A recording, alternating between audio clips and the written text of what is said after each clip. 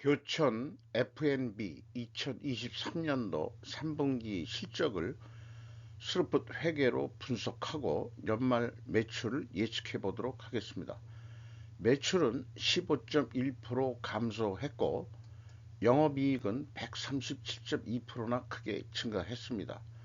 가공비 배부 재고자산 회전율은 25.9회전, 26회전으로 나타납니다.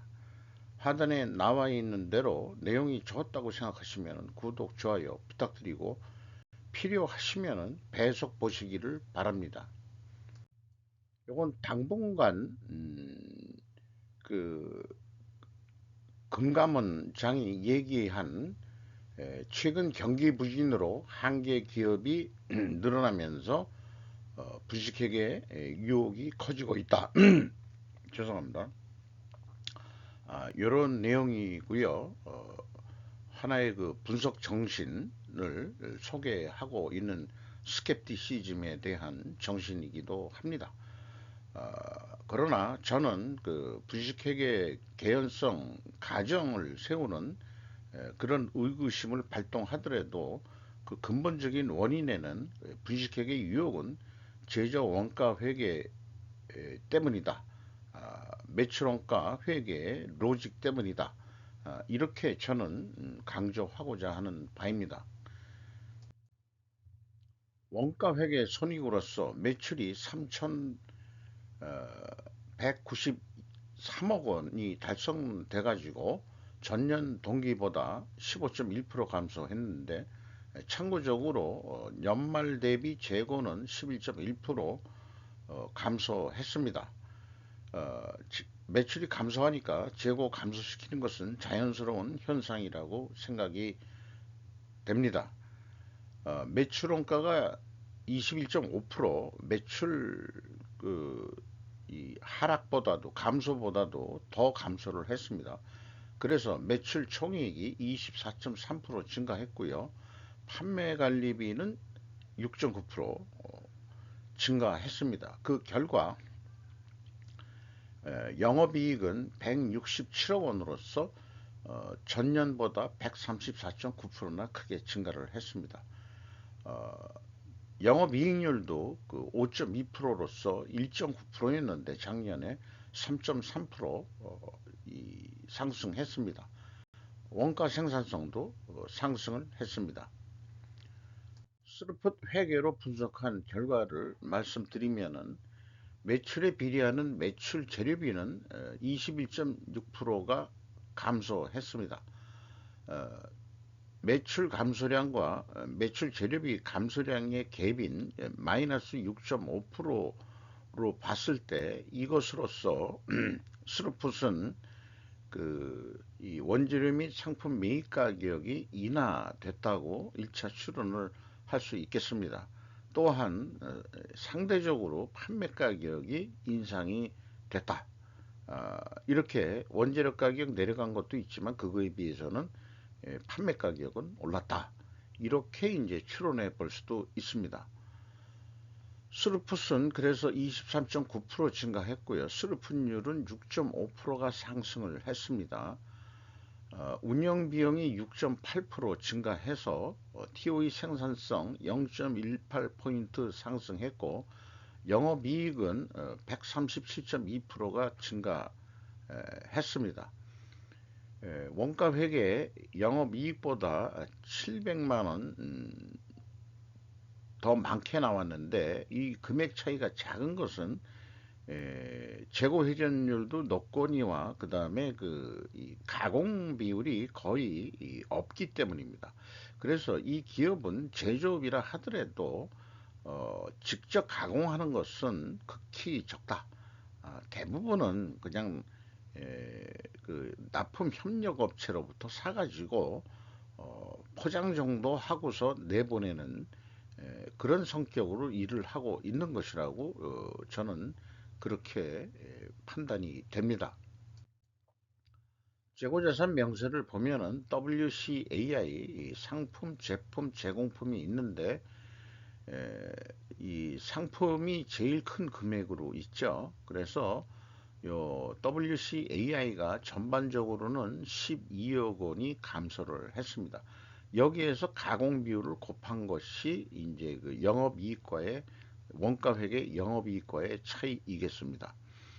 참고적으로 하단에 나와 있는 대로 향후 재고 흐름으로 재고 자산 명세를 공시해야 된다라고 줄기차게 저는 요구하고 있습니다.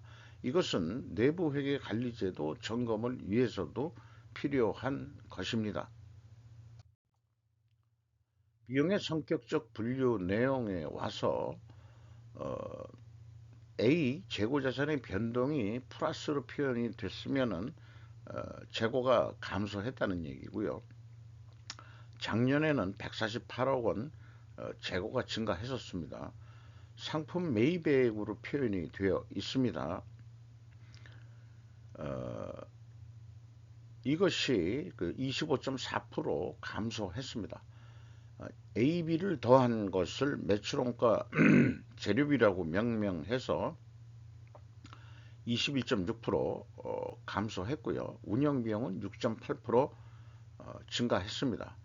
이 운영비용에서 판매관리비를 뺀 것이 공장 가공비가 되겠는데 14억 8,600만 원밖에 되지 않습니다. 이것이 총 그 제조 비용에 비해서 0.6%밖에는 되지 않습니다.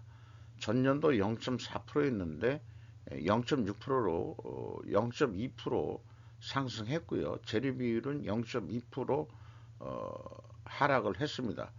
요 차이가 작긴 하지만은 여기에서도 원재료 및 상품 매입 가격이 인하됐다고 이렇게 추론은 해볼 수 있겠습니다. 재고자산 매출원가 회계 투명성 검증 3단계로서 PQ 총 제조 비용의 갭이 2,200만 원 있는데 이것은 PQ 생산 재료비의 갭과 동일한 금액이고 또한 이것은 2단계에서 재고자산의 변동 범위와 차이하고도 일치합니다. 그것이 무엇인가 추적을 할 수 있는데 원재료 등 그 BWCAI의 증감액이 2,200만 원이 되겠습니다. 그래서 일치를 합니다. 다만 이 금액이 작아서 원가회계 그 영업이익하고의 차이는 적게 나옵니다만은 원칙적으로 1번 WCAI를 표준으로 가져가야 될 것입니다. 3단계 현금흐름표 기준 전체 재고 자산의 증감액은 일치를 합니다. 그러니까 회사는 이 재고 자산의 변동 범위를 전체 재고 자산을 기준으로 가져가고 있습니다. 잘못됐다기보다는 그 합리적이지 않은 그 기준을 가져가고 있다. 이것은 지적을 해 볼 수 있겠어요. 운영비용에서 인건비가 199억 원이 집행이 됐는데 0.6% 증가했습니다. 직원 수는 분기의 비공실에서 연말 작년도 연말 인원을 변동이 없다고 그냥 가정을 했습니다. 인당 평균 임금이 0.6% 증가했습니다.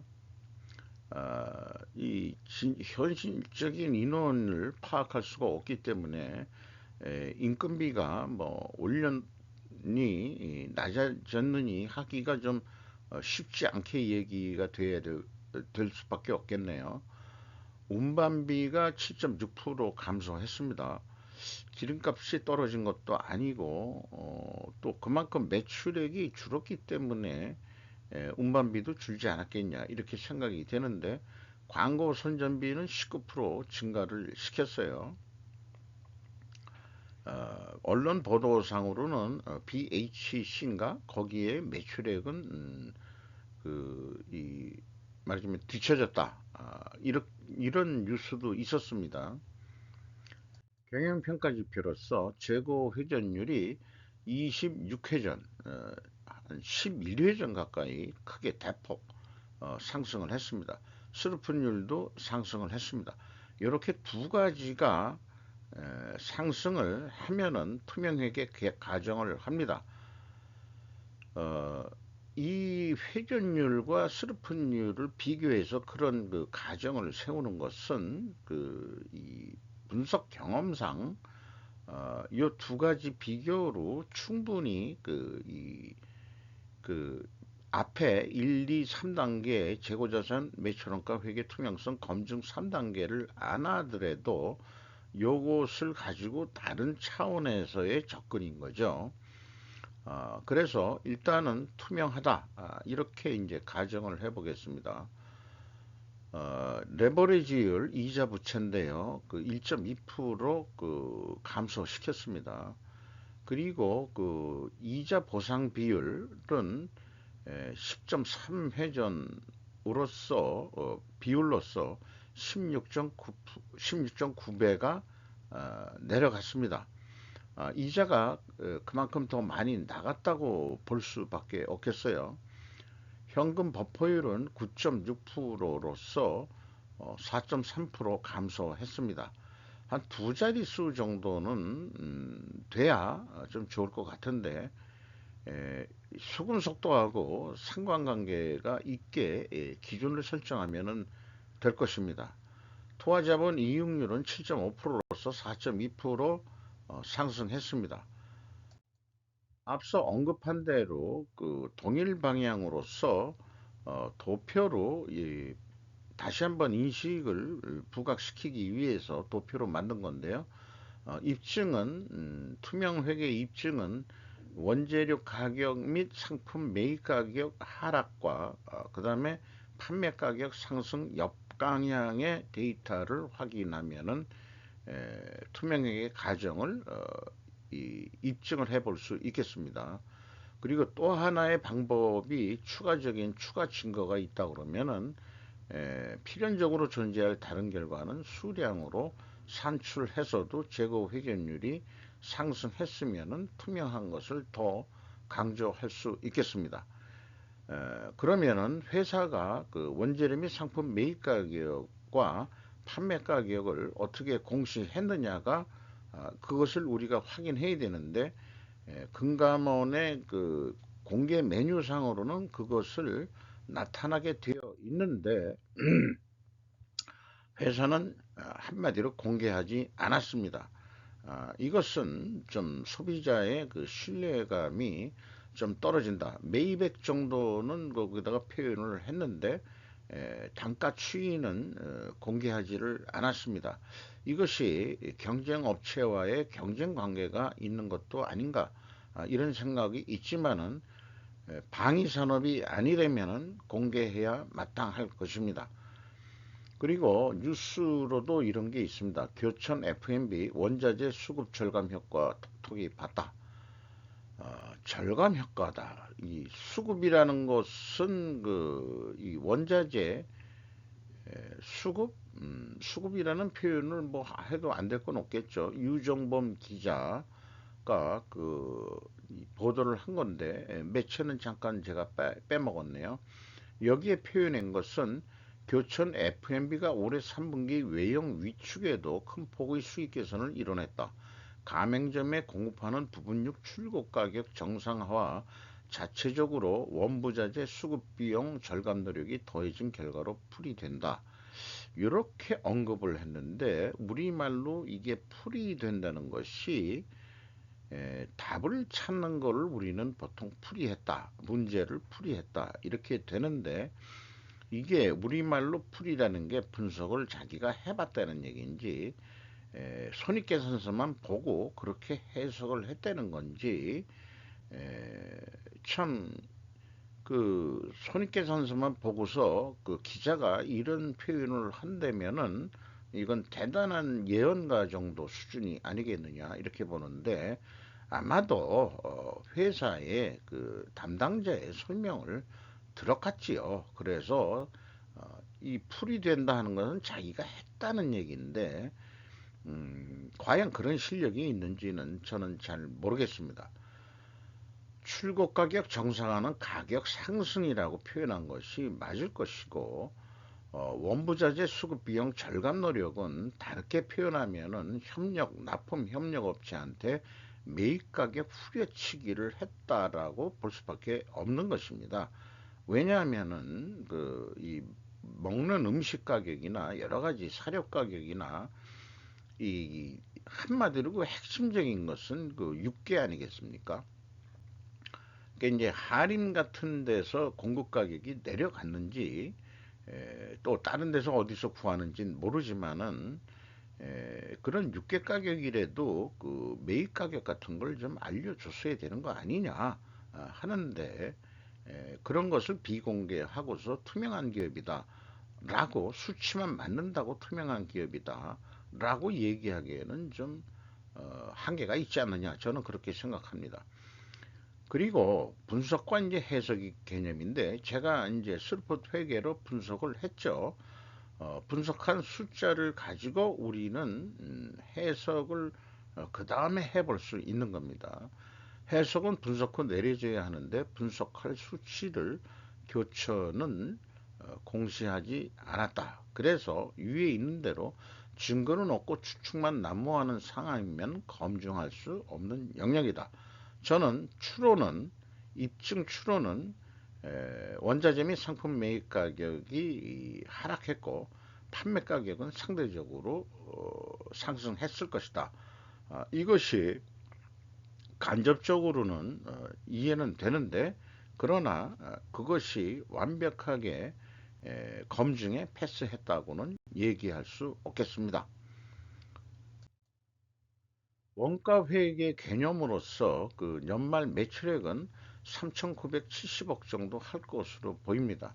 이 경우 재고가 11%가 계속 감소한다고 연말까지 봤을 때 192억 원 영업이익이 날 것으로 보입니다.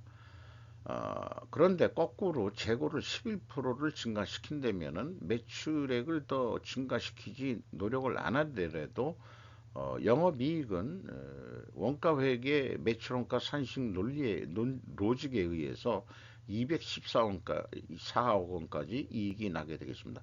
약 22억 원의 영업이익이 앉은 자리에서 재고 이익이 그냥 얹혀지게 되어 있는 원가회계 매출원가의 말하자면은 현재로 봐서는 저는 그거를 모순이다 이렇게 얘기하고자 합니다.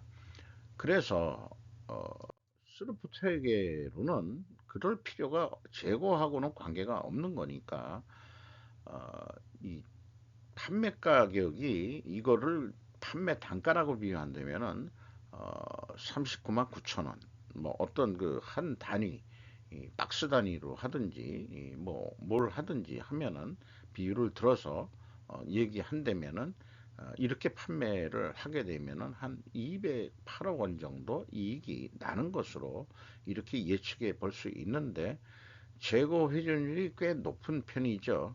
요거를 한 4.2%까지만 더 노력을 해서 36회전을 해보자.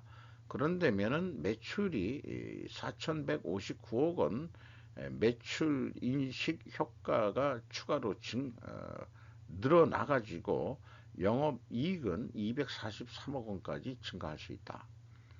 그리고 스루풋 회계 기준으로는 예가가 39만 9천 원이 나오는데 원가 회계 기준은 아까 39만 7천 원으로서 약 1,500원 정도가 스루풋 회계가 더 가격이 높게 책정이 됩니다. 이게 분석 결과 그 하나의 통계치로서 그 4분면 매트리스로 정리를 해 놓은 건데요. 재고가 감소했죠. 이 경우에 스루프트 회계의 결과들을 나타나는 통계치는 재고 회전율이 상승을 하고 이익이 조금이라도 더 증가하게 되어 있습니다. 가공 비율이 있다고 한다면은 그리고 판매액가는 원가 회계보다 높게 나오게 되어 있습니다.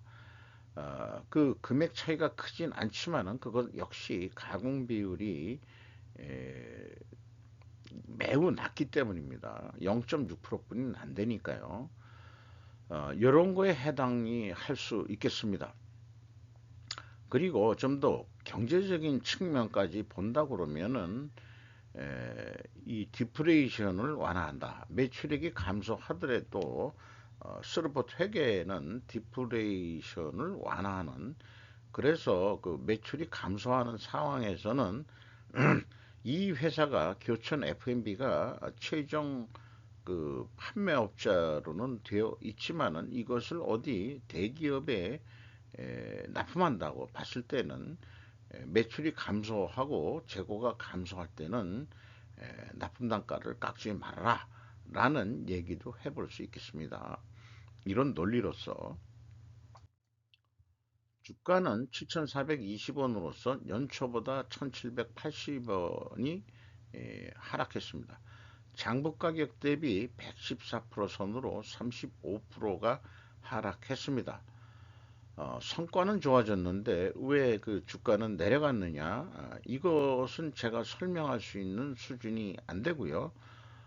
앞에 분석까지는 뭐 논리고 합리적이라는 그런 게 통용되는 분야이지만은 주가 영역은 비합리적이고 비논리적인 그런 그 영역이기 때문에 저로서는 완전히 이 주식 시장에 대해서는 일천한 견해뿐이는 말할 수 없겠습니다. 참고적으로 임팩트라고 제가 이 명명해 본 것은 하나의 그 미래 가치라고 생각을 해본 건데 향후도 112.9% 정도 상승할 수 있지 않겠냐. 이렇게 봐서는 주가가 올라가는 게 타당하겠다라고 말씀은 좀 얘기는 해볼 수 있을 것 같아요. 5% 이상 주주를 보면은 권 원강 씨가 거의 70% 지분을 개인이 그 소유하고 있습니다. 공개 기업인데 나머지 한 30% 정도만 시장에 공개를 한 거다. 이게 기업을 공개한 건지 만 건지 잘 모르겠네요. 70% 자기가 가지고 있다 그러면은 뭐하러 기업을 공개하는지 모르겠습니다. 그리고 뭐 사업 보고서 이런 것도 의무적으로 그 공개를 그 공시를 해야 되는데 어, 가격 추이에도 좀 더 투명하게 공시를 해주기를 바람하지 않습니다. 치킨 가격이 너무 뛰어가지고 저같이 그 나이 먹은 사람은 치킨은 이제 좀 먹기가 깝깝해집니다. 또 다른 측면이 하나 있으면은 이 딱딱하게 튀겨진 그 껍데기 뭐 이런 것들은 나이 먹어서는 먹기가 좀 불편합니다. 그런 개인적인 것도 있지만은 그래도 가끔은 사 먹는데 이런 교촌 뭐 이런 유명 브랜드보다도 동네 튀김집에서 사다 먹기도 합니다. 동네 튀김집도 가격이 옛날보다는 많이 오르긴 올랐습니다. 이렇게 그 시장 지배적 기업과 업체들이 가격을 올리니까 동네에서도 올릴 수밖에요. 그러나 가격이 디프레이션이 되는 경제 상황에서는 이제는 소비자들이 소비를 줄일 것입니다. 월급이 오른다 뭐 한다 하더라도 그것이 실질 소득이 오르질 않는다면은 우리는 자연스럽게 소비를 줄일 것이라고 생각을 합니다. 이상 마치도록 하겠습니다.